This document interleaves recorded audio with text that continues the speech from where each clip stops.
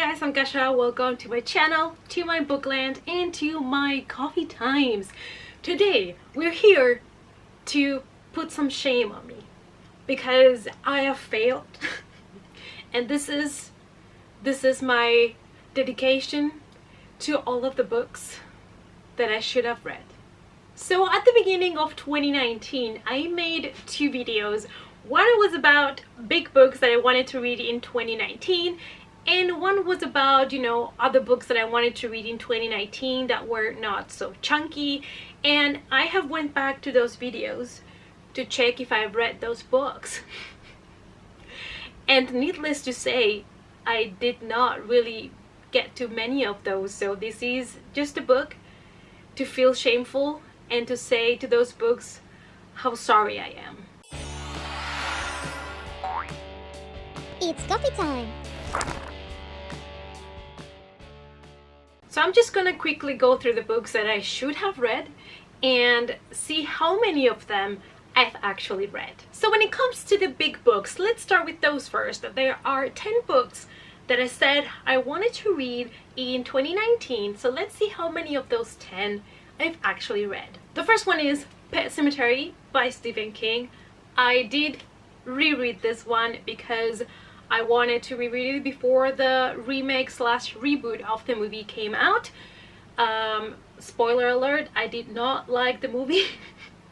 So let's stick to the classic movie, please. We all know what it is about, but it is about a family that moves into a new house with a very dangerous road, and we have this old Indian cemetery that it is way behind the actual pet cemetery, where if you bury things, they come back to life, but changed. Next we have Renegades by Marissa Meyer, and the third and final book on the trilogy just came out, Supernova, and I still have not read the first one.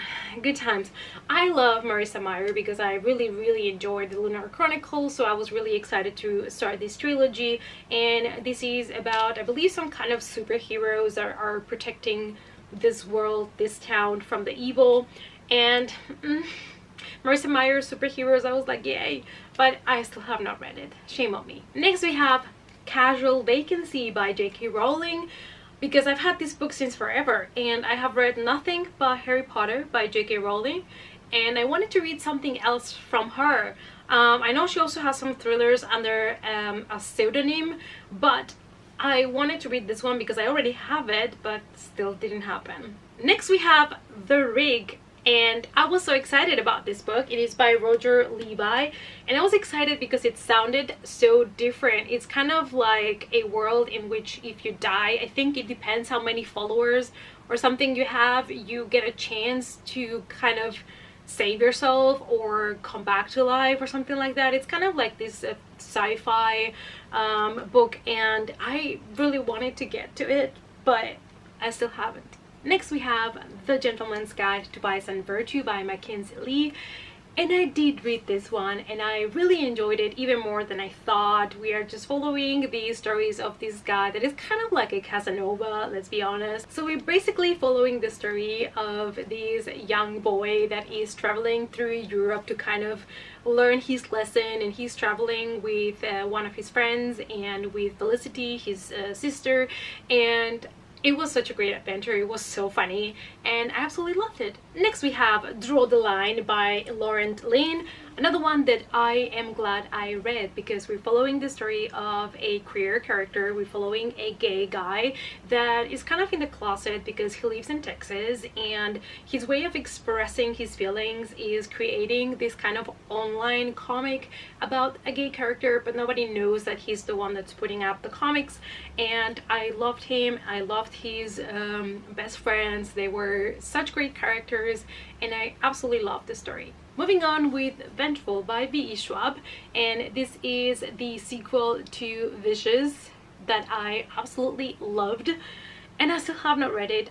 I'm so sad about this one because I absolutely loved Vicious. We're following the story of two guys that, start to think that people might be able to get superpowers if they put themselves into a situation where they have a near-death experience and then they're being brought back to life. So they're kind of experimenting with that and they end up getting powers. Next Strange Dreamer by Laini Taylor. Don't know really much about this one because I've heard it's better to go into it without knowing really much. So there is not much that I know about this book, but I know that I want to give it a try and I still haven't. Next, Children of Blood and Bone by Tomi Adeyemi. I read this one and I'm happy because I absolutely loved it. It is a fantasy story in a world in which magic has been kind of been forbidden and it is illegal, and there's this young girl that is fighting to bring magic back. Also, the second book came out on the 3rd of December and I just cannot wait to see where the story continues. And the last chunky book is Sleeping Beauties by Stephen and Owen King, and this took me a little bit to read, some months, because some readathons came in between me and the book, but it's finished and it is a great story in which women start to fall asleep and never wake up again. They just turn into a cocoon and you cannot wake them up. If you try to wake them up, they get very violent and, you know, aggressive. So it's better just to let them be. And so they're kind of trying to investigate what's happening, why is this happening to just the women, and I loved it. So from the 10 chunky books that I wanted to read in 2019, I read only 5. I'll take it. I'll take half. Half is good. Yeah, so the other 5 are not gonna happen obviously in 2019 anymore, and I'm here to say I'm sorry. Then from the non-chunky books, I made a video mentioning 15 books that I wanted to read in 2019, and I think here is where I really failed miserably. So let's go check those 15 books that I was supposed to read in 2019 and see how many of those I actually did read. First we have Berserker by Emily Laybourne. I did read this one. It's one of the only ones that I read and absolutely loved it. It is about children that have superpowers, but they're very different from any other, you know, book about kids with powers or gifts. And it is a family that live in Norway and they're being chased, so they're on the run. And I love that, you know, it combines kids with superpowers and kind of like this Western vibe, and it is the scenery, the atmosphere, the world building is so different from everything you've seen with involving kids with superpowers, that if you love that kind of story and you're looking for something that it's a bit different, you'll definitely love this one. Next we have Want by Cindy Pon. I was really excited about this one, and the sequel is already out as well. It is about a world in which only the rich people can buy these suits that are protecting you from pollution and from getting sick. Sounded super interesting, a really interesting sci-fi story, but I still have not read it. We have Beartown by Fredrik Backman. I've read so many good things about this one. It's supposed to be a thriller in a town in winter, and I thought it was going to be perfect for this winter, but still did not happen. I really want to read it. Moving on with The Bone Witch by Rin Chupeco. I really want to read this one too. It is about this girl that has powers. We live in a world where, you know, people can have powers, but her power is one that it's not seen as something really good because she's a necromancer, and she realizes that she has that power when she brings her brother back to life. And so people in the town don't like this power. They kind of fear people that have that power. And so she is kind of being sent away, or, you know, she's kind of like by herself, something like that. And it sounds so good and dark, and I want to read it. Another dark fantasy, And I Darken by Kirsten White. And the reason why I want to read this one is because it's a trilogy based on the character of Vlad the Impaler, in which, in this kind of retake on the story, Vlad is actually female. Next, Scythe by Neil Shusterman. 12, which is the 3rd book in the trilogy, also just came out, and I'm still here like, I have to read Scythe.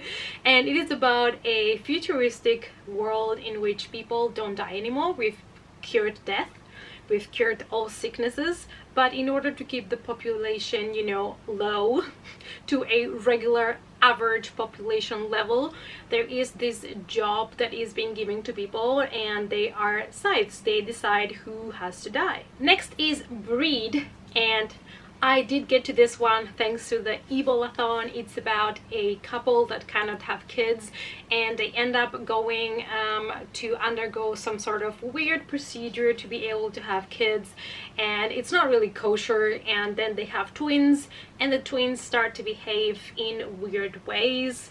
Loved it, and I have book 2, so I also want to get to that. Moving on with The Hate You Give by Angie Thomas. I also did read this one and loved it. This is one of the first books that I read in 2019, and we're following the story of Star, and she lives in a neighborhood that it's basically people of color, and it deals with police violence and, you know, fighting for your rights and the sense of community. And I really love this book, and I think it's a must read for everybody. Coming up next is A Map of Days by Ransom Rigg. I love the Miss Peregrine School for Peculiar Children. First that was a trilogy, and then they announced the 4th book, and I got this beautiful Waterstones exclusive edition, and I still have not read it. The shame.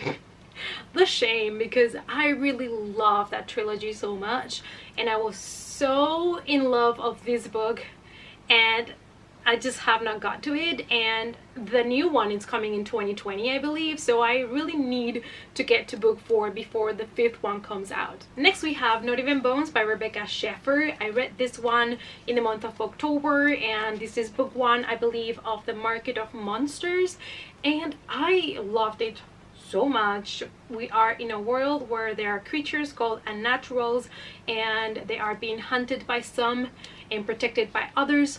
They're being hunted because people believe if they eat their body parts, they will be able to absorb some of the gifts, some of the powers that these unnatural creatures have.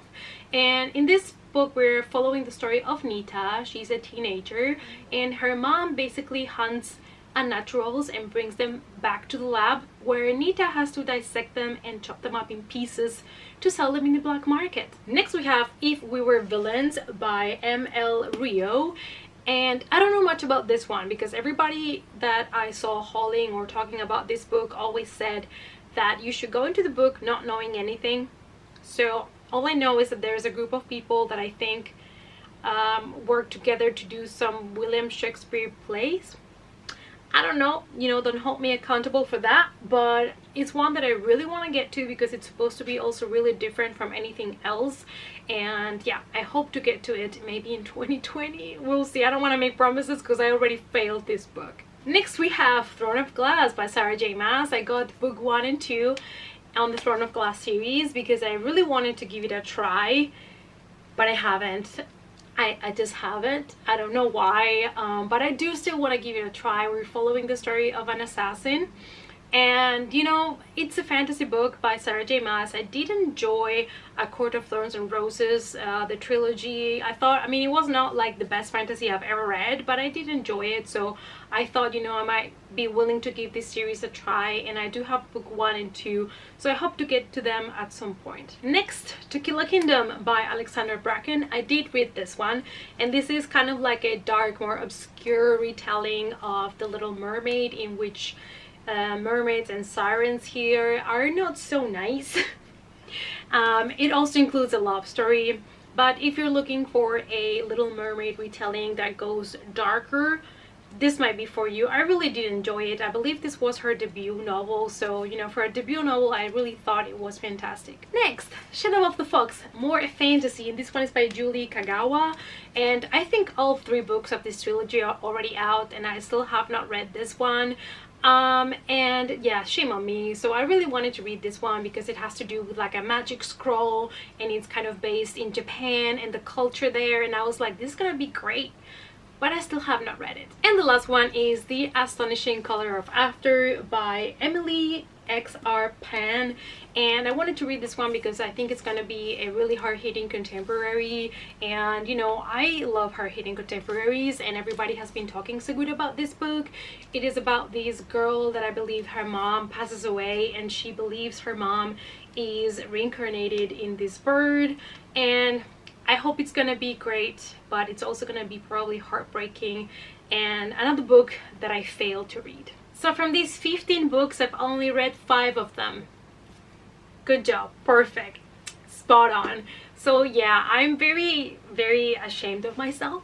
So I just wanted to do this video to publicly proclaim how shameful this is, and to let you guys know that sometimes it's okay if you make promises and you don't keep them. But I just wanted to officially apologize to all the books I've never read.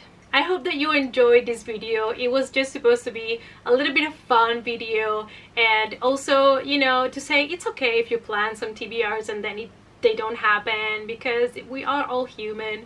Let me know down below though, which books did you want to read in 2019 and it didn't happen. Also let me know from the ones that I've mentioned, which ones should I get to ASAP because you read them and you think they are amazing, and then I'll try to get to them in 2020. Thanks so much for watching, you guys. I really appreciate your support. Please give the video a big thumbs up.